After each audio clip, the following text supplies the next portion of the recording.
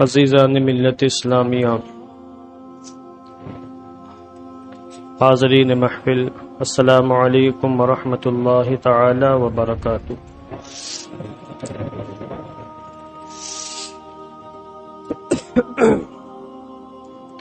الحمد للہ رب العالمین والعاقبۃ للمتقین، والصلاة والسلام على سید الانبیاء والمرسلین وعلى آلہ الطیبین الطاہرین واصحابہ المطہرین ومن اتبعہم بإحسان الى یوم الدین۔ اما بعد، فقد قال اللہ تعالی فی القرآن المجید والفرقان الحمید: یا ایہا الذین آمنوا لا تأکلوا اموالکم بینکم بالباطل۔ صدق اللہ العظیم وصدق رسولہ النبی الامین المکین الکریم، ونحن على ذلك لمن الشاہدین والشاکرین والحمد للہ رب العالمین۔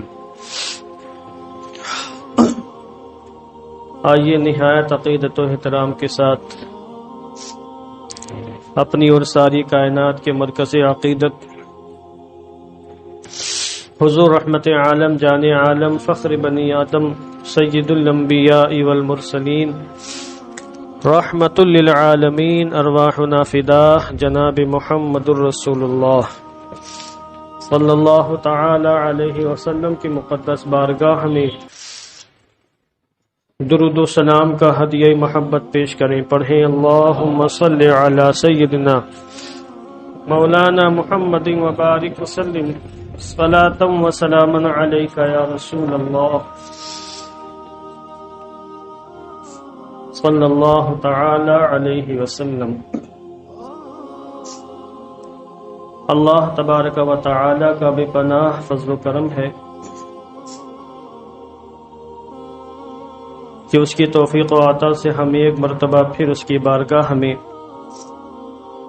حاضر ہونے کی سعادتیں حاصل کر رہے ہیں۔ دعا کرتا ہوں کہ اللہ تبارک و تعالی ہم سب کی حاضری قبول فرمائے اور ہماری حاضری کو، ہمارے سجدوں کو ہم سب کی بخشش کا، نجات کا وسیلہ بنائے۔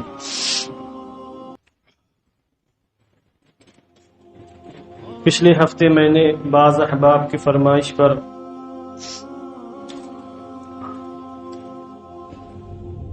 شادی کی اہمیت اور مذہب اسلام میں شادی کی فضیلت پر اور شادی کے مقام و مرتبے کے حوالے سے چند باتیں میں نے پیش کی، اور میں نے عرض کیا تھا کہ آج ہمارے مسلم معاشرے میں شادی کے حوالے سے جو بے اعتدالیاں در آئی ہیں اور شادی کے نام پر جو لوٹ مار جاری ہے اور شادی کے نام پر جو غلط رسمیں ہمارے معاشرے میں داخل ہو چکی ہیں، ان کو نشاندہی کروں گا اور پھر ان سب کا حکم شرعی قرآن اور حدیث پاک کی روشنی میں پیش کروں گا، تاکہ ہم سمجھ سکیں کہ ہم شادی کے نام پر کتنے حرام کاموں میں مبتلا ہیں اور شادی کے نام پر ہم کس قدر اپنی رب کی نافرمانی کر رہے ہیں اور اپنے مذہب اسلام سے ہم کس قدر دور ہو چکے ہیں۔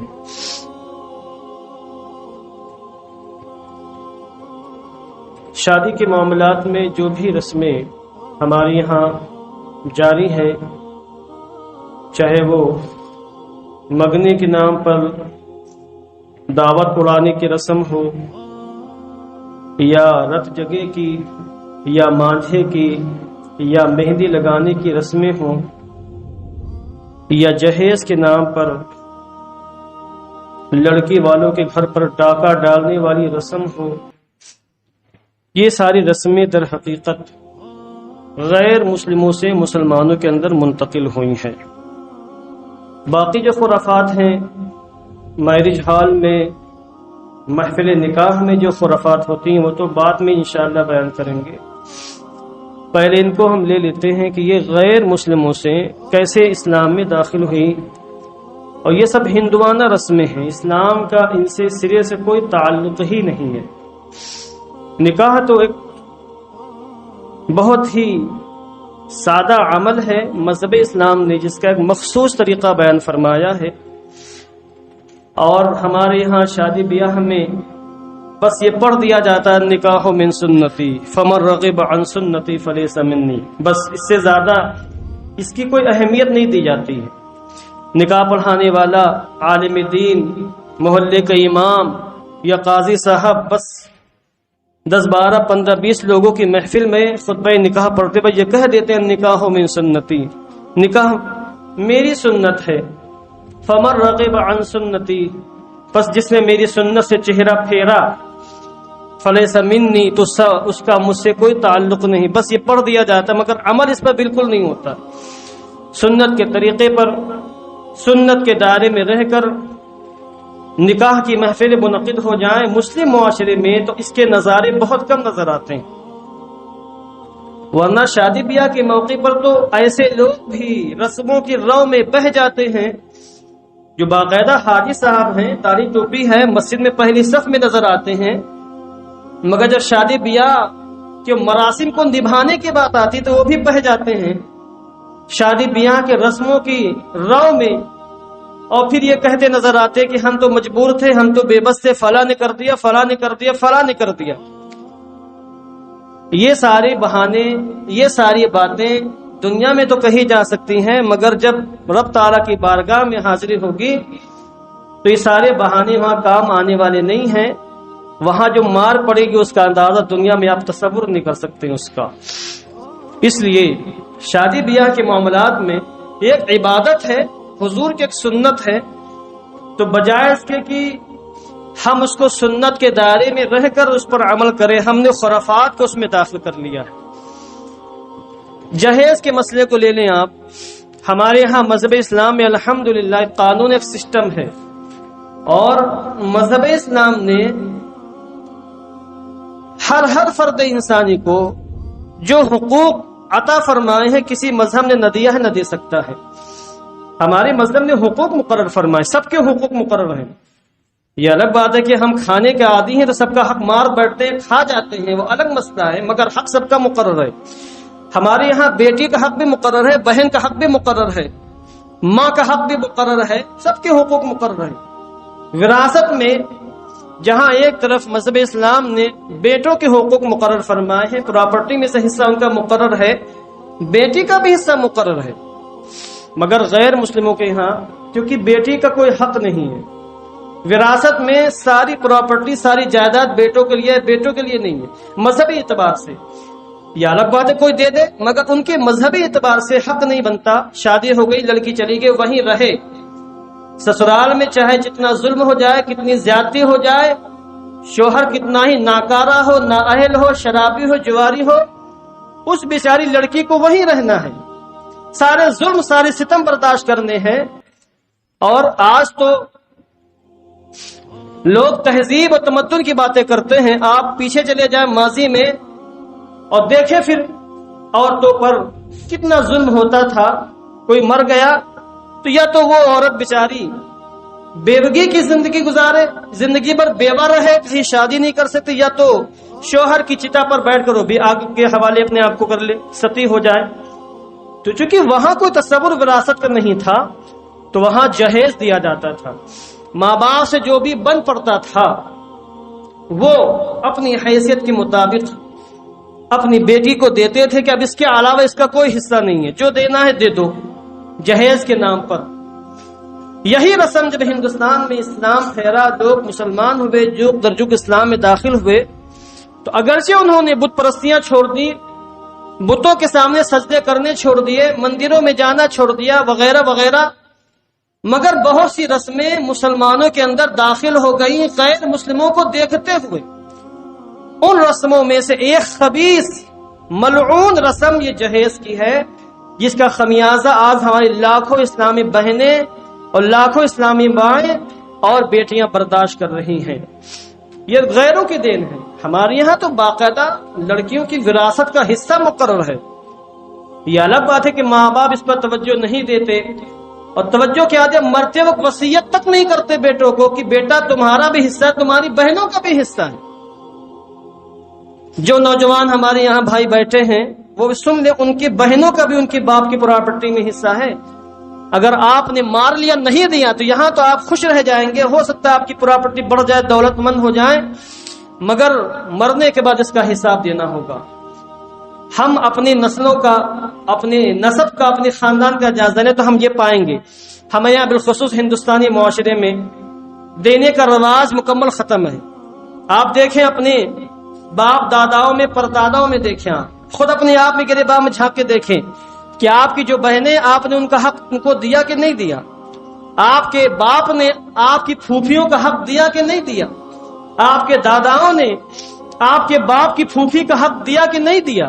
نہیں دیا ہوگا، الا ماشاء اللہ ہیں اللہ والے جو دینے والے، مگر العموم ماحول یہی ہے کہ لوگ اپنی بہنوں کا حق مار بیٹھتے ہیں، اور ماں باپ کی وراثت سے ان کی بیٹیوں کو حصہ مقرر نہیں دیا جاتا ہے۔ تو ہمارے یہاں تو باقاعدہ حصہ مقرر ہے۔ ماں باپ اگر یہ سمجھے کہ ہم جہیز میں کچھ دے کر کے اس حصے سے بری ہو جائیں گے تو ہرگز بری نہیں ہو سکتے، اور بہن بھائی یہ سمجھے کہ میرے ماں باپ نے جو اس کو شادی میں جہیز دے دیا تھا، اب باپ کی پراپرٹی میں اس کا کوئی حصہ نہیں ہے، تو بھی غلطی پر ہے، اس کا حصہ ضرور ہے، اور وہ حصہ ایسا مقرر ہے کہ کوئی بھی اس کا انکار نہیں کر سکتا، جو بھی مسلمان ہے، جو بھی قرآن پر ایمان رکھتا ہے اور جس کے ہاتھوں میں دامن مصطفیٰ ہے، کوئی بھی اس کا انکار نہیں کر سکتا۔ تو ان کے یہاں چونکہ وراثت میں حصہ نہیں تھا، جہیز کے نام پر دے دیا۔ ہمارے یہاں جو وراثت میں حصہ ہے، لہذا اس سے کوئی اس کو محروم نہیں کر سکتا۔ جو محروم کرے گا وہ خود آخرت کی سعادتوں سے محروم ہو جائے گا، برکتوں سے محروم ہو جائے گا۔ تو یہ جہیز ایک ایسی لعنت ہے جس نے لاکھوں لوگوں کو متاثر کیا ہے۔ آج اسی جہیز کی بنیاد پر لاکھوں بہنیں، لاکھوں مائیں، لاکھوں بیٹیاں دنیا ہی میں عجیب قسم کی مشقتوں سے دوچار ہیں، اور دنیا ان کے لیے جہنم کا ایندھن بن چکی ہے۔ شادیاں نہیں ہو رہی ہیں، لڑکیوں کی عمریں زائد ہو رہی ہیں، گھر میں بیٹھ کر وہ بوڑھی ہو رہی ہیں، اور ان کی آنکھوں میں سجنے والے خواب چکنا چور ہو رہے ہیں، ان کے دلوں میں بسنے والی امیدیں ختم ہو رہی ہیں، ان کے دلوں میں بسنے والے تمناؤں کے چراغ یہ گل ہو رہے ہیں۔ یہ سب جہیز کی رسم بد کا نتیجہ ہے کہ لوگ جہیز کے نام پر دیتے ہیں۔ نوجوان اپنے نوجوان دوستوں کی شادیوں میں جاتے ہیں، وہاں دیکھتے ہیں کہ ان کو جہیز کے نام پر گاڑی مل گئی، کسی کو جہیز کے نام پر بنگلہ مل گیا، کسی کو جہیز کے نام پر طرح طرح کی پراپرٹی مل گئی، تو ان کے دل میں بھی آرزو پیدا ہوگی کہ ہم بھی ایسی لڑکی سے شادی کریں گے جو جہیز کے نام پر سارے گھر کا اثاثہ لا کر جمع کرے، اور جس کے جہیز کے نام پر دولت ہمارے ہاتھ میں آ جائے۔ ماں باپ رشتہ داروں کی شادیوں میں جاتے ہیں، وہاں جا کے دیکھتے ہیں کہ میرے پڑوسی کے لڑکے کو جہیز میں یہ چیز مل گئی، جہیز میں وہ چیز مل گئی، تو دل میں حرص اور دل میں طمع اور لالچ پیدا ہو گئی کہ ہم بھی اپنے بیٹے کے نکاح ایسے خاندان میں کریں گے جہاں جہیز زیادہ ملنے والا ہو۔ حالات تو ایسے دیگرگوں ہیں کہ عورتیں بھی اپنا منہ کھول دیتی ہیں، جبکہ ان کے گھر میں جوان بیٹیاں موجود ہیں۔ ان کو سوچنا چاہیے کہ ہماری بیٹیاں بھی موجود ہیں، اگر ہم نے دوسروں کی بیٹیوں کی قدر نہیں کی تو ہماری بیٹیوں کی قدر کون کرے گا؟ مگر ہم نے جہاں تک جائزہ لیا اور ماحول کا مطالعہ کیا تو ہم پاتے ہیں کہ اس مسئلے میں عورتیں مردوں سے 2 قدم آگے نہیں 10 قدم آگے۔ مرد بھلے پیچھے ہٹ جائے مگر یہ عورتیں جہیز کے معاملات میں پیچھے نہیں ہٹتی ہیں، بلکہ منگنی کے نام پر جو کچھ آج تماشا ہو رہا ہے وہ سب ہماری نظروں کے سامنے ہے۔ منگنی کا مطلب فقط یہ تھا کہ نکاح کا پیغام بھیج دیا جائے اور ادھر سے نکاح کا پیغام قبول کر لیا جائے، لڑکی کی جانب سے نکاح کا پیغام بھیجا جائے یا لڑکے کی جانب سے نکاح کا پیغام بھیجا جائے، اور چند لوگ بیٹھ کر مہر وغیرہ کے جو معاملات ہوتے اس کو طے کر لیں۔ بس یہ منگنی کا معاملہ تھا، بس اس سے زیادہ اس کی کوئی حقیقت نہیں ہے۔ مگر منگنی جو جہیز کی ابتدا ہے، جہیز کا معاملہ تو بات میں ہے، اس کی ابتدا لوٹ گھسوٹ کی اور چوری کی اور ڈاکہ ڈالنے کی اور حصہ و تما کی جو ابتدا ہے وہ منگنی سے شروع ہو جاتی، بلکہ منگنی سے پہلے بھی ایک اور مقام آتا ہے، لڑکی کو دیکھنے کا یا لڑکے کو دیکھنے کا۔ اس میں بھی لوٹ گھسوٹ جارو ہو گئی، باقاعدہ ترازو لے کر تولا جاتا ہے کتنی آو بھگت ہوئی اور کتنی ضیافت ہوئی۔ لڑکی کو دیکھنے کے نام پر 10 لوگ 12 لوگ پہنچتے ہیں، اور پھر اگر لڑکے والے نے کھانے میں اچھا انتظام نہیں کیا اور کھانے میں کئی کوالٹی کا آئٹم نہیں رکھے تو پھر وہ رشتہ قبول نہیں ہوتا، رشتہ مردود ہو جاتا ہے۔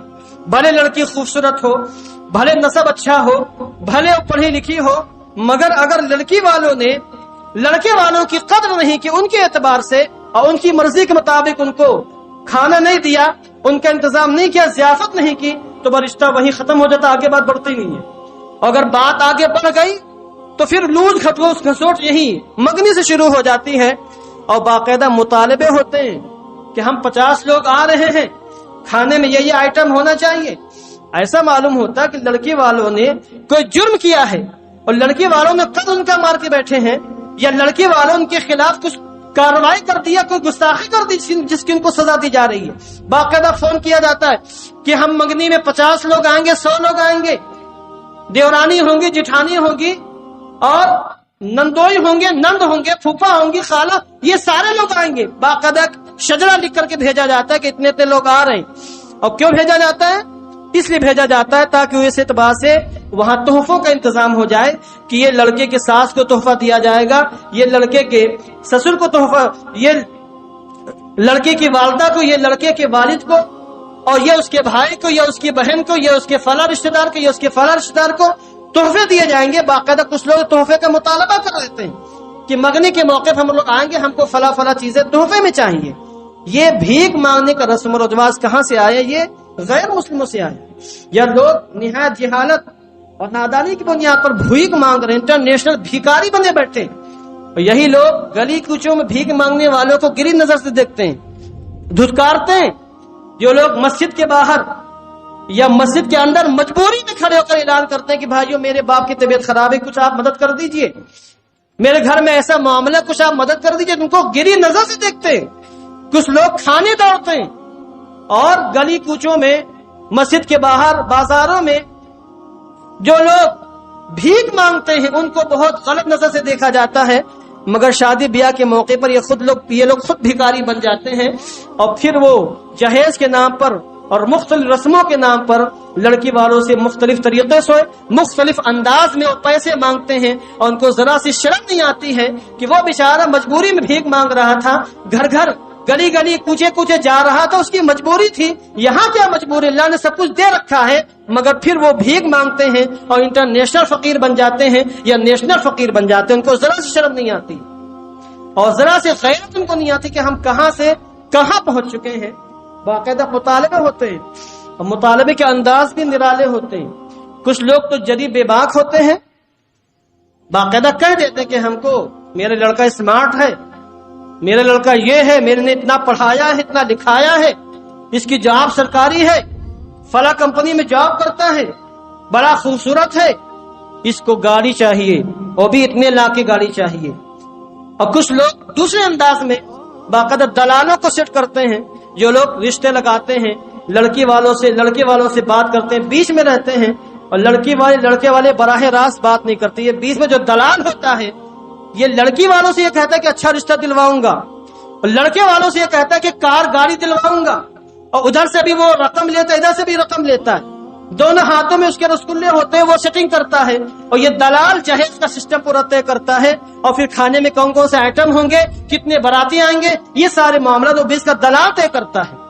اور کچھ لوگ دوسرے انداز سے بھیک مانگتے ہیں، اور وہ یہ کہتے ہیں کہ فلاں مقام سے رشتے آئے ہیں، میرے بیٹے کے لیے فلاں 10 لاکھ کی گاڑی دے رہا ہے، فلاں 15 لاکھ کی گاڑی دے رہا ہے، فلاں 25 لاکھ کی گاڑی دے رہا ہے، مگر ابھی ہم نے کسی کو جواب نہیں دیا، آپ کیا کہتے ہیں، آپ کی کیا مرضی ہے اور آپ کی کیا مشیت ہے۔ اس طریقے سے وہ لوگ بھیک مانگتے ہوئے نظر آتے ہیں۔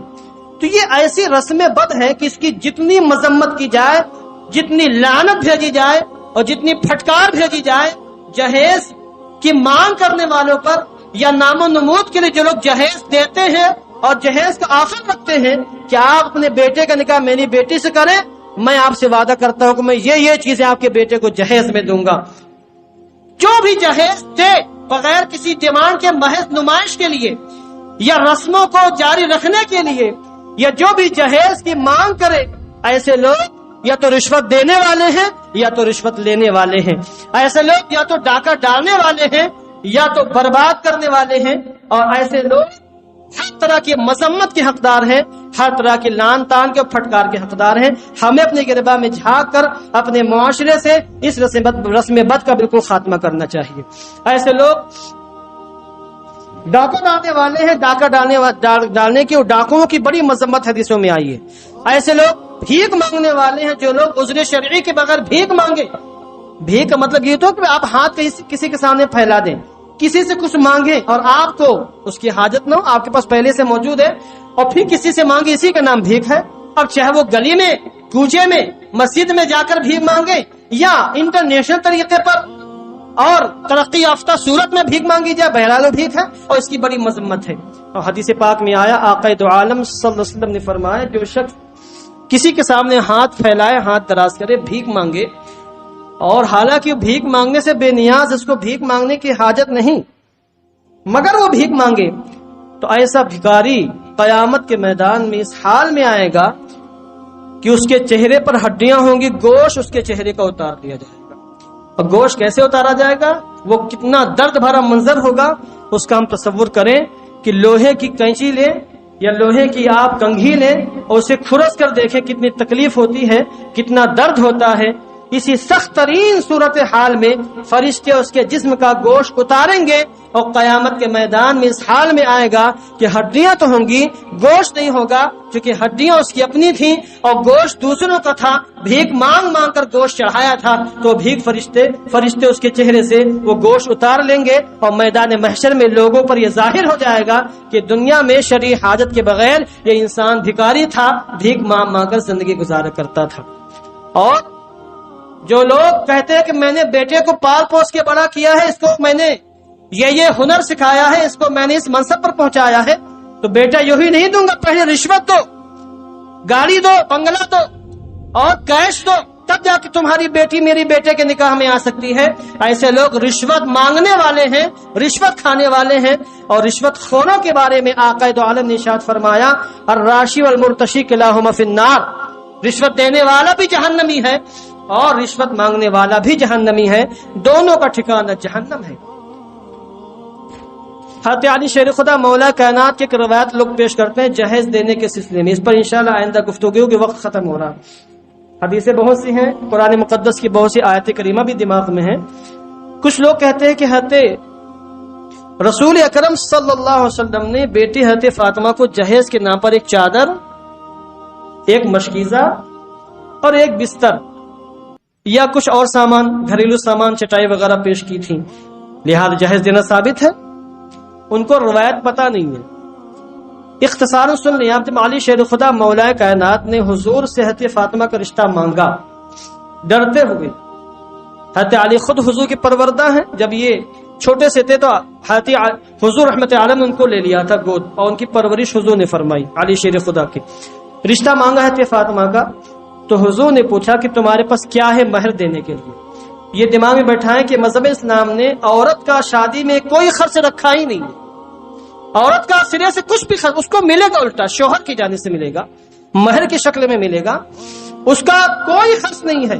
ولیمہ بھی عورت کے ذمے نہیں، ولیمہ شوہر کے ذمے ہے. وہ ولیمہ کرے گا، ولیمہ اس کے لیے سنت ہے، عورت کے لیے ولیمہ سنت نہیں. وہ ولیمہ بھی نہیں کرے گی، اس کو صرف اپنے آپ کو شوہر کے حوالے کر دینا، اس کو مہر حاصل کرنا، بس اس کا کوئی خرچہ نہیں ہے. مگر سب سے زیادہ خرچہ لڑکی والوں ہی کا ہوتا. تو حضور نے پوچھا علی شیر خدا سے کہ مہر میں کیا دو گے، کیا تمہارے پاس ہے؟ کہا حضور کچھ بھی نہیں ہے، مہر میں دینے کے لیے میرے پاس کوئی رقم نہیں ہے. تو حضور نے پوچھا اچھا کچھ بھی نہیں ہے؟ کہا ایک زرہ، لوہے کی زرہ ہمارے پاس ہے. تو حضور نے سمجھا اس کو بیچو اور مہر کا رقم حاصل کرو. اس کو کہاں بیچتے؟ تو حضرت عثمان غنی رضی اللہ تعالی عنہ نے اس موقع پر بڑی مدد فرمائی، مالدار تھے وہ. تو انہوں نے کہا اے علی وہ زرہ ہم کو دے دو، یہ لو 480 درہم میں تمہیں دیتا ہوں. 480 درہم چاندی کے سکے چلتے تھے اور تقریباً 3 گرام کا ایک درہم ہوتا تھا. تو حضرت عثمان غنی نے 480 درہم میں وہ زرہ خریدی اور 480 درہم حضرت علی شیر خدا کو ادا فرما دیے اور پھر کہا اے علی یہ لو یہ زرہ بھی تم کو میں تحفے میں پیش کر رہا ہوں. پھر واپس وہ زرہ بھی حضرت علی مولا کائنات کو دے دی انہوں نے تحفے میں. اب سنیے آپ، اور اس واقعے کی جو لوگ دلیل بناتے ہیں وہ کتنی بھونڈی ان کی دلیل ہے وہ بھی آپ سماعت فرما لیں. تو حضور رحمت عالم کی بارگاہ میں علی شیر خدا پہنچے، کہا یہ 480 یہ مہر کے رقم میں پیش کر رہا ہوں. تو مہر معجل یعنی شادی کے موقع پر شادی سے پہلے ہی مہر ادا کر دیا حضرت علی شیر خدا نے. اور 480 درہم علی شیر خدا نے مہر کے دیے. کس کے مہر کے دیے؟ فتح فاطمہ الزہرا کی مہر کے ادا فرما دیے. اور حضور رحمت عالم نے اسی 480 درہم میں سے کچھ درہم حضرت ابو بکر، حضرت بلال، حضرت سلمان فارسی کو دیا اور کہا جاؤ کچھ سامان گھر کا خرید لو. اسی مہر کی رقم سے سامان خریدا گیا. یہ جو چادر، مشکیزہ یا تکیہ وغیرہ خریدا گیا مہر کی اور جہیز کے نام پر، یہ جہیز نہیں تھا، یہ تو حضرت فاطمہ کی مہر کی رقم سے یہ سارا سامان خریدا گیا تھا اور وہ حضرت علی مولا کائنات نے فراہم فرمائی تھی. تو وہ ایک چادر اور ایک مشکیزہ، ایک تکیہ لے کر کے آئے اور وہی چیزیں حضرت علی فاطمہ الزہرا رضی اللہ تعالیٰ کو پیش کی گئی. حتیٰ کہ نکاح کے موقع پر جو خوشبو استعمال کی گئی وہ خوشبو بھی حضرت علی رضی اللہ تعالیٰ عنہ کی دی ہوئی رقم سے استعمال کی گئی. جو آپ نے درہم مہر کے ادا فرمائے تھے اسی درہم میں سے چند درہموں سے خوشبو خریدی گئی اور وہ خوشبو نکاح کے موقع پر استعمال کی گئی. باقی رقم حضرت ام سلمہ کے حوالے کر دی گئی تاکہ محفوظ رہے. اب غور فرمائیں کہ حضور رحمت عالم نے مہر کی رقم سے ہی جو چیزیں خریدنی تھی خریدی، اس میں اپنے پاس سے کسی بھی رقم سے آپ نے کچھ بھی نہیں خریدا. تو اس کو دلیل بنانا کیسے جائز ہو سکتا ہے؟ قرآن مقدس میں اللہ نے فرمایا الرجال قوامون علی النساء بما فضل اللہ بعضهم علی بعض وبما انفقوا من اموالهم. مرد عورتوں کے حکمراں ہیں، عورتوں کی منتظم ہیں. مرد قوام ہیں عورتوں کے، یعنی ذمہ دار مرد ہیں، کیونکہ اللہ نے ایک کو دوسرے پر فضیلت دی ہے، یہ اللہ کی حکمت بالغہ ہے. اور پھر مردوں نے اپنا مال خرچ کیا ہے اور بما انفقوا من اموالهم، کیونکہ مردوں نے اپنا مال خرچ کیا ہے. جو مال خرچ کرتا وہی ذمہ دار ہوتا ہے، اس لیے گھر گرہستی کا مالک شوہر ہے اور بیوی کو اس کے تابع فرمان رہنا ہے. مرد کے ہاتھ میں نکاح کی گرہ دی گئی ہے اور مرد قوام ہے، وہ منتظم ہے، وہ حاکم ہے، وہ سرپرست ہے، وہ گھر کا ذمہ دار. کیوں؟ اس لیے کہ اس نے اپنے دولت خرچ کی ہے مہر کی شکل میں. تو جب نان نفقہ شوہر پر واجب ہے اور شوہر کی ذمہ داری کی رہنے کے لیے گھر کا انتظام کرے، کھانے کے لیے کھانے کا انتظام کرے، بیوی کے کپڑوں کا انتظام کرے، تو ایسا تو نہیں ہو سکتا کہ گھر شوہر انتظام کرے اور گھر کے تخت و تاج، گھر کی مسہریاں، گھر کے تخت اور گھر کے صوفے، گھر کی قالین، گھر کے برتن، گھر کی فریج، گھر کی واشنگ مشین اور گھر کے سارے برتن یہ عورت اپنے میکے سے لے کے آئے. ایسا تو نہیں ہو سکتا. جب گھر کا انتظام کرنا شوہر کے ذمے ہے تو شوہر کی ذمے اس بات کا انتظام کرنا بھی ہے کہ گھر چلانے کے لیے جتنے بھی چیزیں ضروری ہیں، چاہے وہ واشنگ مشین ہو، چاہے وہ فریج ہو، چاہے وہ بیڈ ہو، چاہے وہ صوفے ہو، چاہے وہ قالینیں ہو، چاہے وہ گاڑی ہو، چاہے وہ بنگلہ، کچھ بھی ہو، گھر چلانے کے لیے جتنی چیزیں ضروری ہیں ان سب کا انتظام کرنا شوہر پر واجب ہے. یہ شوہر کی ذمہ داری ہے. مگر افسوس، صد افسوس، یہ معاشرے کے لٹیروں نے، ڈاکوؤں نے مہر کے نام پر 2-3 ہزار روپے دے کر کے اس لڑکی کو ان کے ماں باپ سے جدا کر دیا اور جہیز کے نام پر لڑکی کے ماں باپ کو مقروض کر دیا اور جہیز کے نام پر لڑکی کے گھر والوں سے غرب مالداری کا اور ثروت کا اور ساز و سامان کا جنازہ نکال دیا. یہ معاشرہ کہاں سے کہاں آ چکا ہے. اس لیے ہمیں اس پر غور کرنے کی حاجت ہے. اور آج ہماری جو لاکھوں اسلامی بہنیں کنواری بیٹھی ہیں رشتوں کے انتظار میں، اور رشتے آتے ہیں چلے جاتے ہیں، رشتے آتے ہیں چلے جاتے ہیں. بہت سی وجوہات ہو سکتی ہیں مگر سب سے جو مین وجہ ہے وہ یہی جہیز کی رسم بد ہے، جہیز کی لعنت ہے جو ہمارے معاشرے میں داخل ہو چکی ہے. اس پر انشاءاللہ آئندہ بھی گفتگو ہوگی. آپ گھبرائیں نہیں، آپ آئیں مسجد میں. ایسا نہ ہو کہ آپ میرے بیان سے گھبرا کر مسجد میں آنا ہی ترک کر دیں کہ جہیز کے خلاف گفتگو ہو رہی ہے, کل کو ہم جہیز لیں گے تو ہمارا ضمیر ہم پر پھٹکار برسائے گا اور لعنت بھیجے گا. آپ گھبرائیں نہیں, اب قرآن و حدیث کی تعلیمات کو سنیں.